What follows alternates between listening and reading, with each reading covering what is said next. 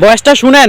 মদিনার বাজার দিয়ে নবীজি যাচ্ছেন, নবীজির একটা ওঁট পছন্দ হয়েছে, তো নবী ওঁটের মালিকের কাছে গিয়ে জিজ্ঞেস করলেন, ভাইয়া এই ওঁটটার দাম কত? ওই দামাদামি হলো, নবী সে দামে কিনতে রাজি হলেন, কিন্তু নবীর কাছে তখন অর্থ ছিল না। তখন নবীজি ওনাকে বললেন, আপনি আমাকে ওঁটটা দেন, আমি এখনই গিয়ে আপনার সেই প্রাপ্যটা পাঠিয়ে দিচ্ছি। ওঁটের মালিক ওনাকে ওঁটটা দিয়ে দিলেন। আশেপাশে যারা ওঁটের মালিক ছিল সবাই জিজ্ঞেস করতেছে, এই পাগলা, তুমি কি যাকে ওঁট দিয়েছো তাকে চিনো? বলে যে না। নাম জানো?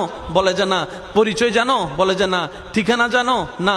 তো তুমি যে ওঁটটা দিয়ে দিলা, উনি যদি ওঁটের টাকাটা না ফাটায় তখন তো তুমি লসের মধ্যে চলে যাবা। সে ওঁটের মালিক বলে, এত সুন্দর নুরানি চেহারাওয়ালা কখনো বাটপার হতে পারে না, কখনো চিটার হতে পারে না, কখনো মিথ্যুক হতে পারে না। ওনার চেহারা দেখেই তো আমি ওঁট বিক্রি করার আগে মনটাই বিক্রি করে দিয়েছি, মনটাই বিক্রি করে দিয়েছি, মনটাই বিক্রি করে দিয়েছি। তোমরা যাই বলো, আমার মন বলে উনি আসবেই আসবে, টাকাটা পাঠাবেই পাঠাবে। এই কথা বলতে না বলতে কিছুক্ষণ পরে নবীজির একজন সাহাবা এসে বলছেন, একটু আগে একজন ওট নিয়ে গিয়েছেন কাছ থেকে, ওটের মালিকটাকে একটু দেখতে চাই। উনি বলে যে আমার থেকে।